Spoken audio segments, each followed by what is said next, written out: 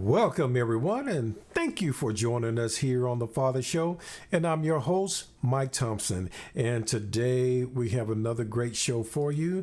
But before we get to that, if you have not subscribed to our show, I would ask that you would hit that subscription button.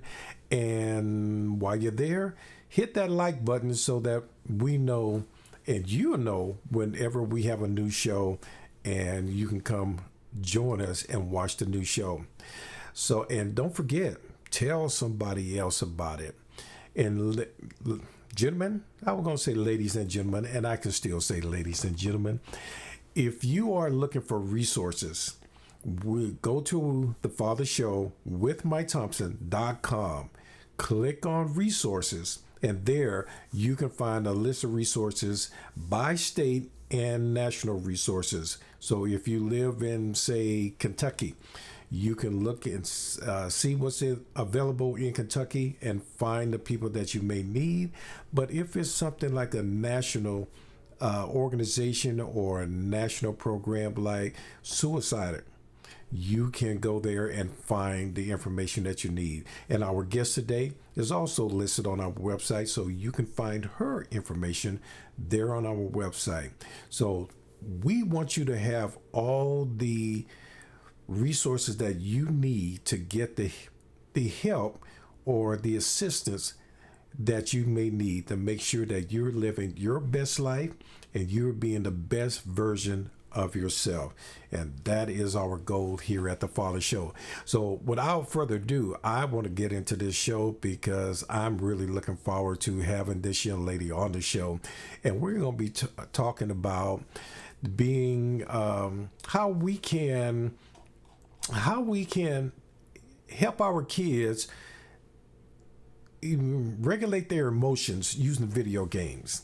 So we've got a young lady here from the Impactful Parent, and she is going to talk to us about how to use video games to help with emotional regulations in our kids.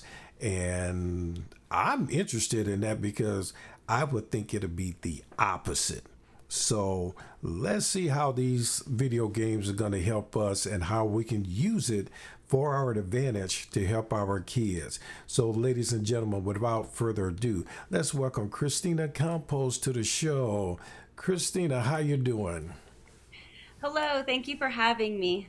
Oh, it's my pleasure. No, I want to thank you for being here because I really, when I saw that title, I really wanted to see how that's going to work because, you know, as a father, and my kids are grown, but as a father and as a parent and as a grandparent, and I'm looking at video games, it's the last thing I want them to do is to play video games and spend more time indoors. But I know you're going to have a good explanation for that. But before we get into that, why don't you tell the audience who is Kristina Campos and how did you start the Impactful Parent?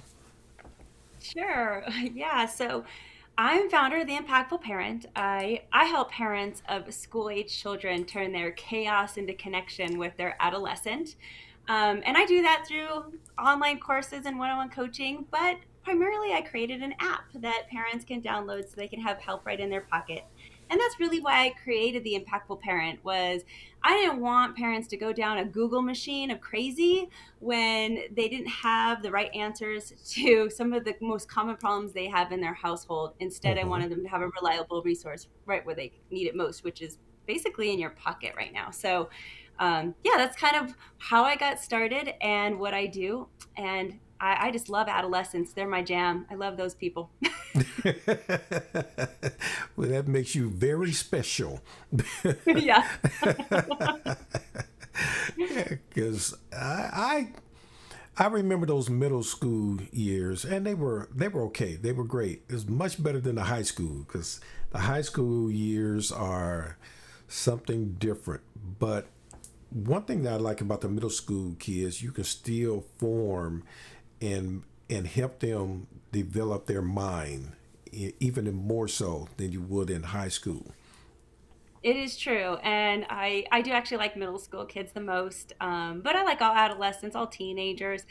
And a lot of the issues that parents are dealing with today is not really understanding their teenagers because they're growing up in a completely different world than what we did. We didn't even Mm-hmm. have cell phones. We did not have the same kind of expectations. Our parents sent us out, to go play and Mm-hmm. discover the world. And today we need to shelter our kids just a little bit more as the world is getting increasingly more dangerous. But there's still so there's a disconnect there, and video games is actually one of those disconnects where the kids of today really like video games, but the generation that we came from, where video games were just starting with like Atari and Mm-hmm. like the old stuff, um, Pac-Man.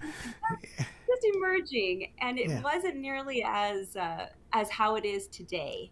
And Yeah. so how to take tools that, if you can't beat them, join them, right? And so if we can't take away all the video games, how can we use video games to our advantage so that we can actually teach our kids something through it? And hopefully that's what we'll be talking about today.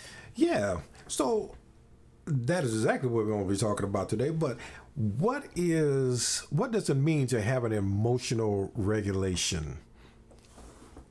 Sure. So a lot of times our kids just are full of big emotions, specifically teenagers. Mm-hmm. But our kids, they don't have their frontal lobe fully developed. So they're emotional beings and not logical beings, not quite yet in their life. So that just means that they react and they act according to how they feel. So if they're angry, then they act angry and they're going to act that way in proceeding. Mm-hmm. With sad, same thing. Of course, happy. It's why teenagers are. We say, "Oh, you're so emotional." They are emotional. They love big, but they're angry big, and they're sad big. And a lot of that is really overwhelming for an adolescent who's feeling all these new big feelings, and then they don't know how to control them.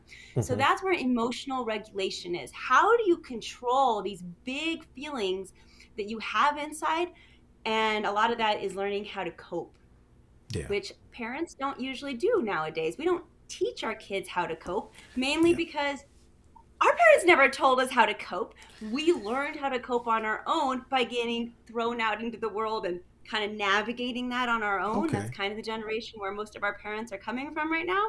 Yeah. And so that just leaves this, again, this disconnect because we have a group of emerging young people coming into the world still with all those big emotions, Mm-hmm. but now they don't have the experiences to process them. So now we need to learn how to teach them how to cope. But wouldn't you say that, and this is my estimation in it, I think Mhm. our kids today don't know how to cope because, as you mentioned, parents haven't taught them how. But I think one way they haven't taught us is because they're watching you as a parent and you don't know how to cope. So they're saying, oh, well, I don't know how to cope because mommy or daddy don't know how to cope either. And I give you an example. I was reading an article just the other day, and it was talking about this lady and her family, her husband and the kids were all going to go to Disney World, but some things got canceled. And instead of her, to me, this is a perfect teaching time to teach your kids how to cope and how to deal with disappointments. And but she did it the other way. She went and said, she's hollering at the customer service guy at Disney and telling him, well, you need to upgrade us and you need to do this. And my kids are crying and they don't won't stop crying because we can't have this and we can't have that. And it's like, wait a minute, time out. That's a perfect time to tell your kids, hey, life is not going to always work out the way you want it. This is how you deal with it. But instead, just tore that guy, and this is in her own writing now, but she tore him a new butt. And even her husband got mad at her at the end and said, what in the heck were you doing? And why did you go off like that? So To me, I think coping is something that the kids learn by watching their parents. And if we don't know how to cope, then we can't expect, generally, you can't expect that. Some kids are just great that way and they can cope even when they're looking at their parents freaking out. And they're like, wow, I don't know why mom or dad are going off like that, but you know, I wouldn't do that. No, So, you're certainly right, Mike. A large part of how kids learn how to deal with any situation is by watching their environment and figuring that out. So hmm your child is going to be influenced by a few different factors, and we know what those are. One of them is their home, their parents. Okay, hmm we are a huge influence on our kids, even our teenagers when they act like they're not. And you're absolutely right with kids do not pay attention to what you say as much as they pay attention to what you do.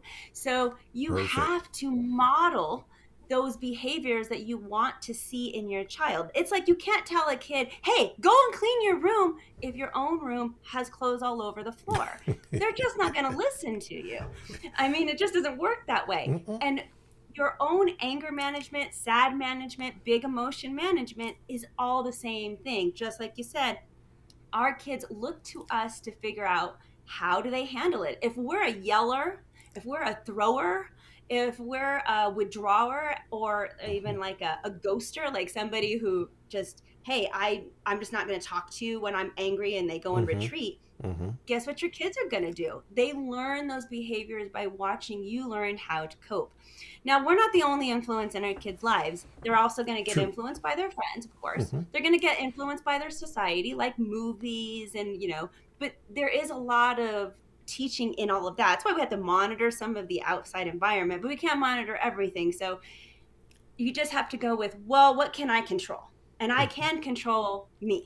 I can't hmm control you, but I hmm can control me. And I need to be a good role model so that my kids learn how to do this. And you're just right on. It's spot on. Yeah, yeah, and you are too. I mean, that's absolutely correct, and that's why I want parents to really hear that because you can't. Part of this show is to help men be the best version of themselves. We want to grow. We want to be the better than we were yesterday, and when we're doing that, that is also teaching our kids that dad can change, so I guess I can change too. I can't say that this is how I am and that's it. So it's great that you say it because you're a professional. I'm just a parent and a grandparent, and I just lived the life. But you have Yeah, lived but the life living the and life, studied it. that's living there's a lot of value though in living the Oh, life and walking the walk and oh, talking the talk. oh, The experience, there's absolutely. nothing like Yeah, yeah. Yeah. And another thing to consider as we're talking about big emotions is one of the things that you need to identify with your kids when they have these big emotions is that you're only seeing the tip of the iceberg. hmm Literally. Like if you imagine the iceberg, at the top, you can only see above the water a certain portion of the huge iceberg that has the water underneath it too.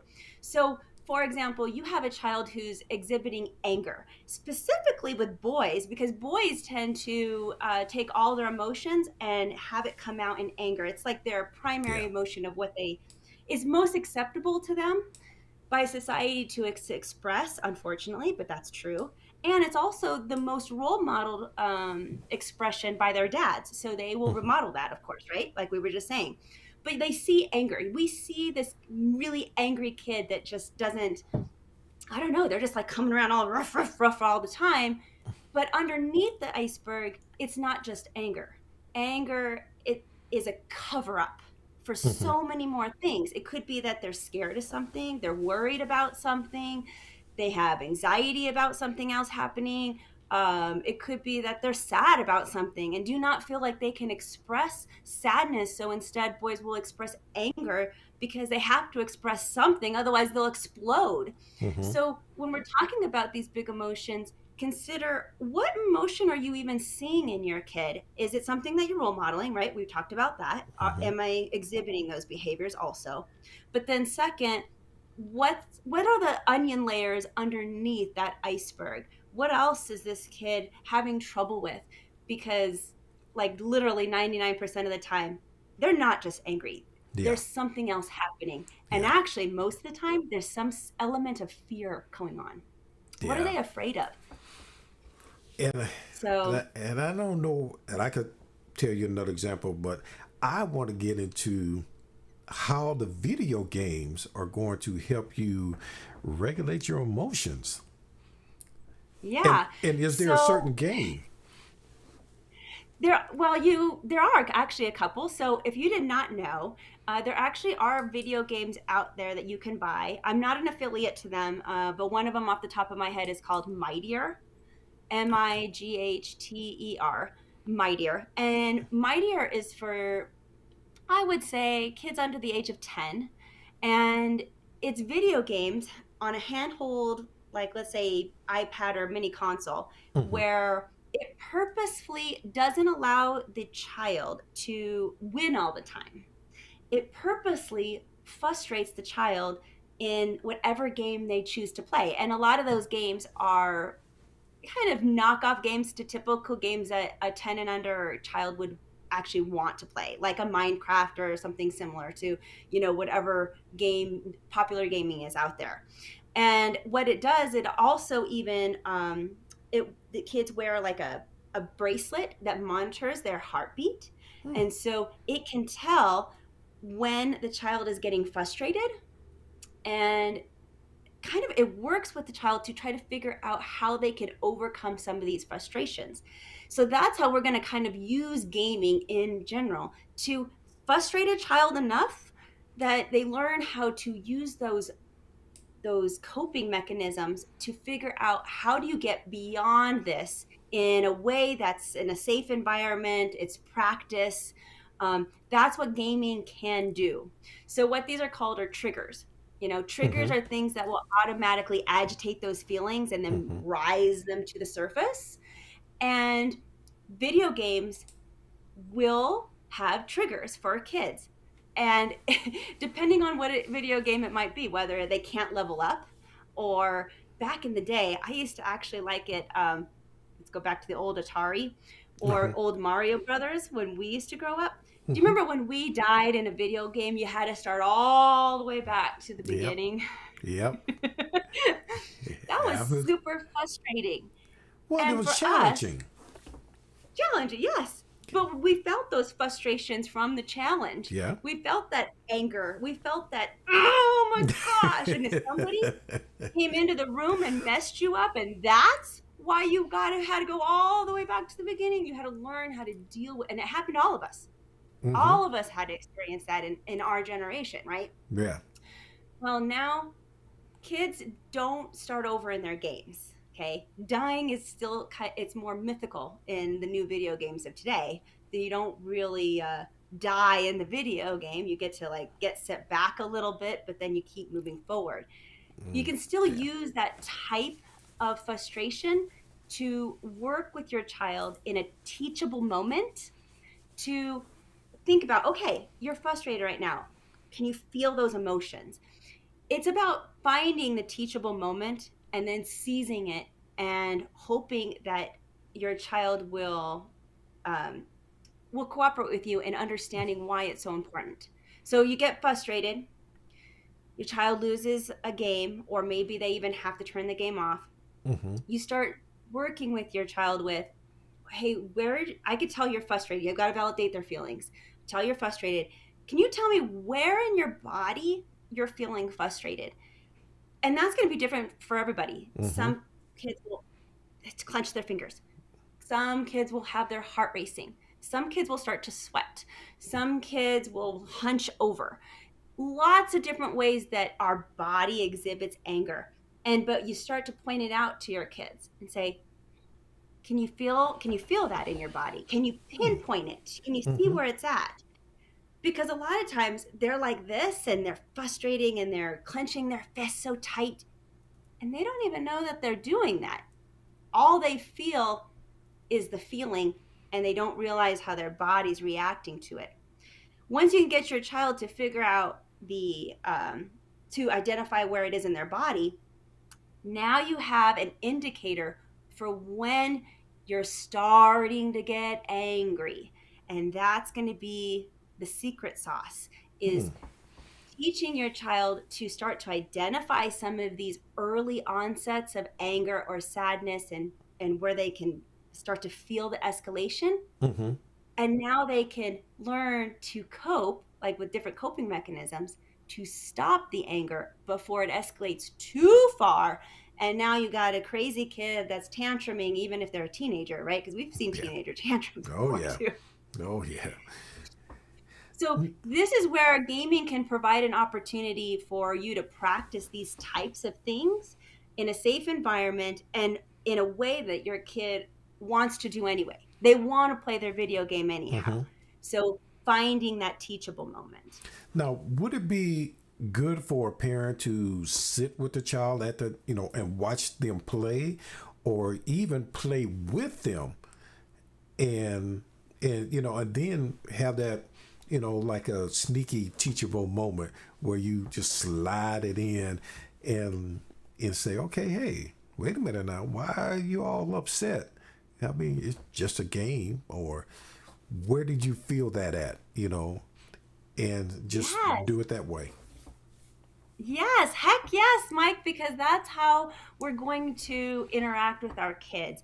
One of the best things that you can do is take an interest in whatever your child is interested in. Hmm. So, beyond this, what we're talking about, you sitting next to your child and investing in their video game, whether you give a crap about it or not, is actually really beneficial to your child, because they see that you're taking time out for them. That actually means a lot to Yeah. them, even if they can't say it or express it right. Yeah. But you're taking an interest in something that they like and they want to do, which is actually something that most parents don't do. We like to engage our kids in things that we want to do. Like, Hmm. we might say, I want to have a special day with my kid, and I'm going to take them to the zoo, and we're going to go get ice cream, and you got this whole day planned out in your head, and it's going to be fantastic. But guess what? The kid never had any input on that day. Now, will they enjoy their day? They might. Hmm. But I bet they'd have a better day had they had some input in what they were doing that day with you, because you're doing what you want to do as a parent, not what they want to do. So when you sit with your kids and you're taking an interest with them on the couch, even if you're Hmm. not playing with them, you're just sitting next to them and saying, tell me about this game you're playing. What do you have to do? Okay. And then you need to level up on that. All right. And what happens if this? And who's that bad guy? And I don't understand that. All of those questions says to your child, I see you. I'm paying attention to what you like. I'm Hmm. interested in who you are. And that's just on top of, hey, let's use this as a teachable moment. Okay. So there's so much benefit to that. Now, if you haven't done that in the past, and you've always just go play your game, and you walk away and go, like you said, go do what you want to do, how do you incorporate that into being a part of teaching them? Because they might look at you and say, oh wow, dad, when you go somewhere, or leave me alone. Yeah, dad, I know, but go away. Because they might be saying that because they don't think you're really interested in what they're doing, and you haven't been in the past, so why are you doing it now, kind of thing. Yeah. Well, and they have the right to think that if this is a spontaneous thing that you're doing, which Hmm. means you need to prove your kid wrong. This means that you, as a parent, need to step up your game a little bit and say, all right, you know, I am going to have to sit here with my kid, not just one time, maybe not just two times. I might have to sit with them over and over and over again and make this a commitment. Hmm. I like to tell my parents who are trying to create a connection with their teenager that it's having some difficulty. There are two things that you need to start with. One is start talking to your teenager when they don't have to look right at you. For example, in the car. It's so much easier for a teenager to talk to you when you are not looking face to face, when they can even be absolutely listening to you, but also looking out the window. That's when the secret sauce magic happens of getting a teenager to open up. The second thing you need to do is literally put it in your schedule and prioritize 15 minutes a day with your child. 15 minutes. Could it be more? I would love that. But we're talking about, let's get into the habit of checking in with our kids and giving them 15 minutes of undivided attention. And honestly, that's way more difficult than it sounds. Because first of all, we're not used to it. Yeah. And second of all, you need to put it in your calendar like anything else, any other appointment that you would have to do, anything that you would do for your business, anything that you would do for anyone else in your life. Put it in your calendar and make it a routine and a habit.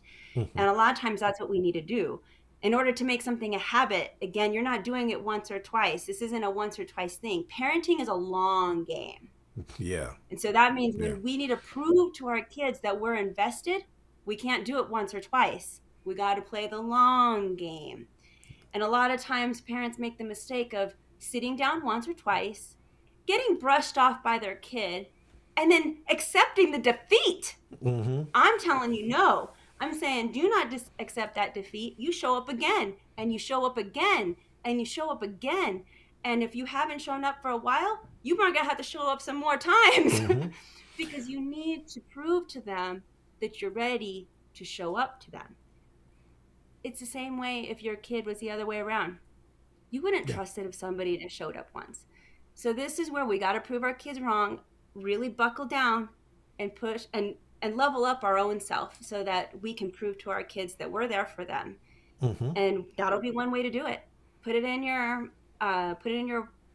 calendar, your phone, show up 15 minutes every day and watch them play their video game. Okay. And if you keep showing up, eventually you can even then start these techniques. Because if you show up and you just start, hey, where are you feeling it in your body? They're going to look at you like you're crazy. Okay? Yeah. So it's a progression, right? This is the long game we're talking about. You need to show up first and then keep showing up. And now that you're there, hey, I see you're angry. Where is that? Or why are you angry? I can see you're angry, and then you can offer some coping skills to them. It might help. Don't throw the remote. You don't want to throw the remote, but maybe if I gave you this squishy ball, it might help if you throw that. That I would accept. And you start throwing out all these different ideas of how they could cope. Maybe you need a little time out. Put it on pause and let's walk away for 5 minutes. They may not listen right away, but again, the invested parent that they finally have come to trust, that's been showing up for them, kids want to listen to you. They want your guidance. But you got to be like any other relationship in your life. You have to invest in it and show up for them. And and I really like what you're saying, and I know it's spot on. Excuse me, because I've done a show and I've talked to fathers that have not been a part of their kids' life, and they're easing their way back in because they was never there in the first place. And it's kind of the same strategy. You have to be in it for the long game. You can't think you're going to walk in and say, oh, Daddy, I love you. Oh, that's great. Let's go have ice cream and popcorn. No, the kid's going to look at you and say, okay, are you going to really be here? Or this is a one-time thing and I'm going to never see you again. And I'll be disappointed again. So I love what you're saying, how you engage with your kid with the video game. You take it like baby steps, and just don't go in there and say, oh, okay, kid, hey, what's the problem? I see you're upset, and and I've even told my daughter, because my grandson would throw things, and she said, well, I gotta go replace it. I said, why? I mean, if Yep. he's not going to know that there's consequences to him throwing something if you go and replace it, because that's just teaching him that, oh, I can throw it, I can break it, and mommy's going to go replace it. Mm-mm-mm. No, it doesn't work that way. That's right. And Mike, one of the things that parents forget is teaching kids the yes. Let me Mm-hmm. explain. So we're always telling kids no. No, don't do this, don't do that, don't yell, don't throw that, and so we Mm-hmm. tell kids what not to do all the time. Mm-hmm. But we don't tell them what to do. So a lot of times we get kids with these big emotions that, you know, they act that way because they don't know how to act any other way. Mm-hmm. Right. All of their role modeling from their adults might be the yelling, the throwing, the whatever. And Yeah. then they've been told, don't. And no one has said, this is what you're supposed to do instead. And I think a lot of that has to do with it. We're like, hello, duh. If I said, pick up your room, it means take the things off the floor and put them in the drawers. Mm-hmm. But all you said was pick up your room. So they picked it up or threw it underneath their bed. You didn't really tell them what to do. You just now told them what not to do. Don't throw things on the floor. Okay. It seems like as an adult who we have our frontal lobe all the way formed, Mm-hmm. we have all the Yeah. life experience. We're like, come on, kid, you should know this already. They really don't. They don't have the life experience yet, or maybe that frontal cortex just really isn't developed enough yet to think logically up to that next step. Mm-hmm. It's painful, but us as parents need to take the responsibility of showing and telling our children the yes. And I say Okay. showing because even telling the child may not be enough. There's a lot of kids out there that you just talk and they're not going to get it. They have to either do for Mm-hmm. themselves to learn, Mm-hmm. or they have to they have to see it. They have to see you do it. Yeah. So going back to the room example, you have to show your child how to clean the room in the way that your expectation is, and then now they'll know. Before, you're just telling them all the no's. Going back to video games, they're frustrated, they're Mm-hmm. angry. Mm-hmm. Again, showing them how to cope, showing them how to relieve some of that stress and anger and anxiety in their life. And again, not just with video games. They come home from school, they're frustrated with a bad day, you Mm-hmm. know, help them learn what are they going to do with those feelings. Do they need a little timeout? I know it sounds babyish because timeout, but that just means go in your room for a while and Yeah. decompress. Yeah. you know Grown-ups need time do out. they That's right. Do they need a timeout? Do they need a talk? Do they need a combination of the two? Do they need to do art? Do they need to go for a run and exercise? Every person's different, and the thing about teaching kids coping skills is a lot of times we push our own coping skill on our kids. We're like, Okay. this works for me, so you should try it. Yeah, they should try it, but it may not work for them. So Yeah. this is where parents need to come out with different ideas and say, try this and try that, try this and try that. It's all trial and error, but eventually the kid will find their way. And when they find their way on their own, that's when they're going to internalize those coping skills and then actually use them when they need them. Mm-hmm. And you're not around anymore. Mm-hmm. Now, how old should a child be to start playing the video games anyway? Well, that's going to be individual for every family. Mm-hmm. I like to say that I don't put an age on it because I know very mature 8-year-olds and I Mm-hmm. know very immature 15-year-olds. Mm-hmm. So it really goes with, is your child ready? Are they ready for the gaming world? And there's a lot of things to think about as far as not only the stress and anxiety that great games can pose when they lose, Okay. but also it's a social network now. You need to watch out for predators. You need to watch out for online conversations. So they have to Mm-hmm. be able to navigate things like that. There's different levels that you need to just figure out. You wouldn't tell your younger kid, here's car keys and go for a drive. There's training involved Right. with driving. And a lot of that is even learning how to ride a bike sometimes and learning how to do traffic signals with your hand and learning how to navigate the road. Same thing here with video games, showing them there's some training involved. And Hmm. depending on the maturity of your child is when they're going to be ready for video games. But Okay. it can be an asset. Well, you explained that, and that's great that you can use it uh, for parents' benefit. You know, it can be an asset for them if they use it correctly. And I think because I know I have one son that loves video games. He's on them. He built his own computer so he can be on it.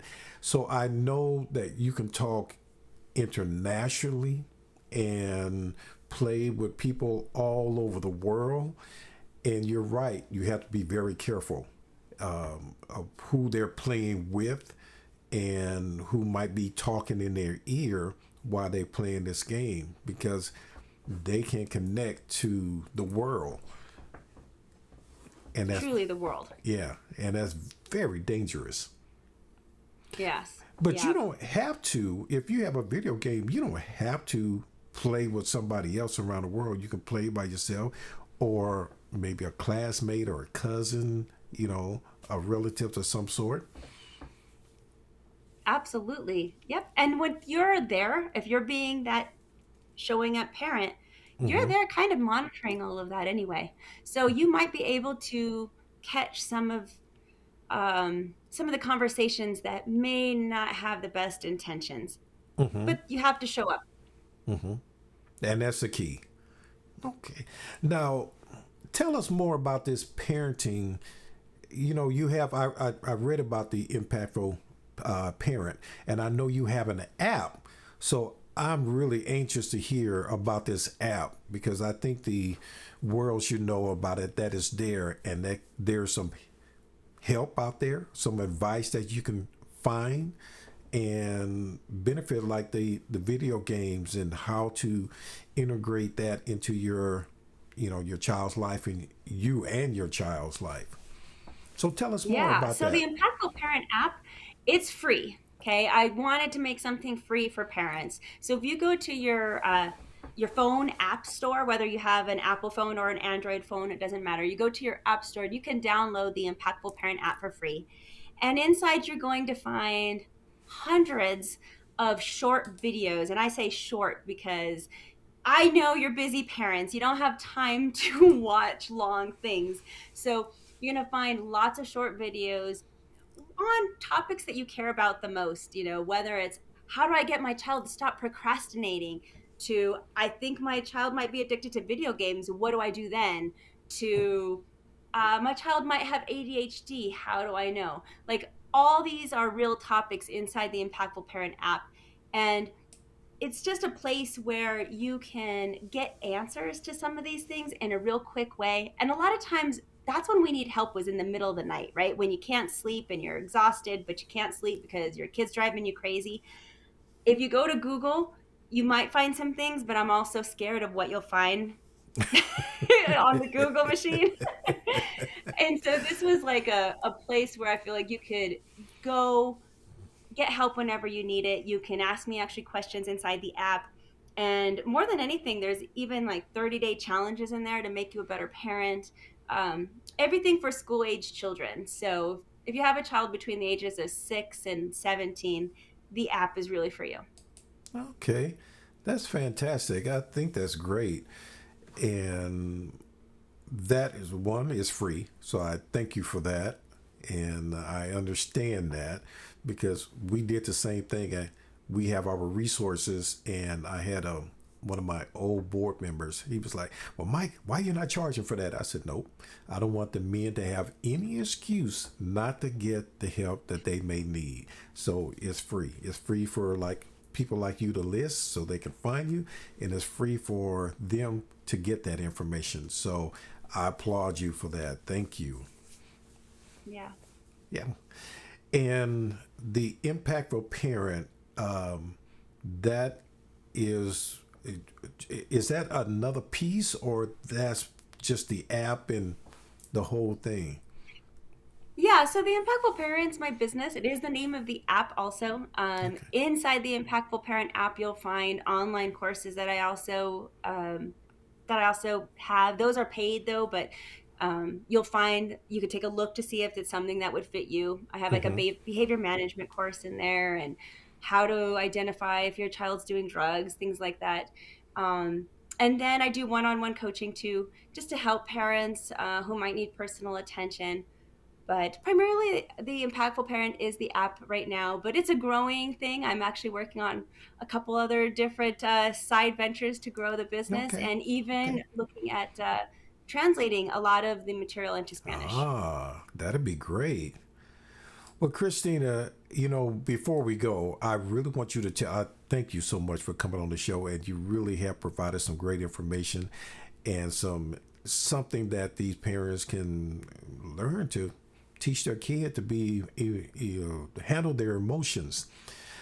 So, how can our audience get in touch with you should they need to? Sure. You can go to theimpactfulparent.com, and there you're going to find all kinds of stuff all about me, including a place to download the app, the online coaching that I talked about, a podcast I have. It's all there. So, theimpactfulparent.com. Okay. All right. And yeah, and your podcast is the Impactful Parent as well, so they can watch you on Yeah, there. it's actually an impactful parenting podcast. Okay. All right. Well, great. Well, Christina, once again, thank you so much for being on the show. And I really have enjoyed having you on the show. It's great information and, something that and I'm trying playing with my controls here that not acting right.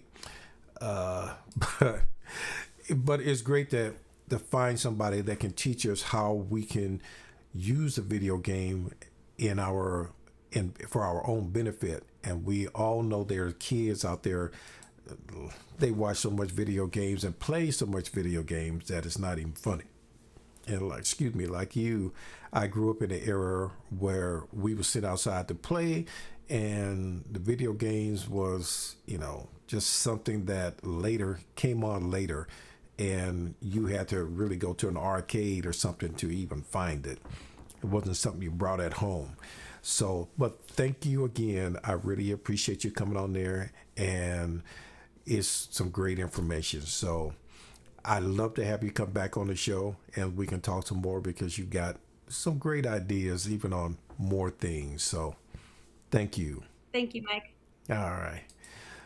Well, ladies and gentlemen, that is our show today, and I'm very impressed with Kristina Campos and the Impactful Parent. You gotta check it out. Check out the app, and if you are looking for a way to get some help and some ideas on how to handle your child or your children, because we all know just because you know how to take care of one, don't mean you know how to take care of the other one, because they can be two different people, which they are, and they're going to act differently, which they will. So get the information that you need. Call Christina, go to the impactfulparent.com, not click out, but check out what she has on there and check out the app and see if you will benefit from it. So before we go, if you have not subscribed to The Father Show with Mike Thompson, please hit that subscription button. And while you're there, hit that like button. And most importantly, tell somebody else about the show. Let them know that we're here and we have guests that are coming on the show that's going to help them be the best version of themselves. So if you are a man and you really want to be the best version of yourself and you really want to be the best person that you can be, this is the place for you to be. And if you're looking for resources like Kristina Campos, you can go to our resource page at The Father Show with Mike Thompson.com. Click on resources, and there you can find resources in the state that you're in or national resources that can help you with whatever need that you may have. So, ladies and gentlemen, thank you for joining us this week. I look forward to seeing you again. Until then, God bless you all and see you next week.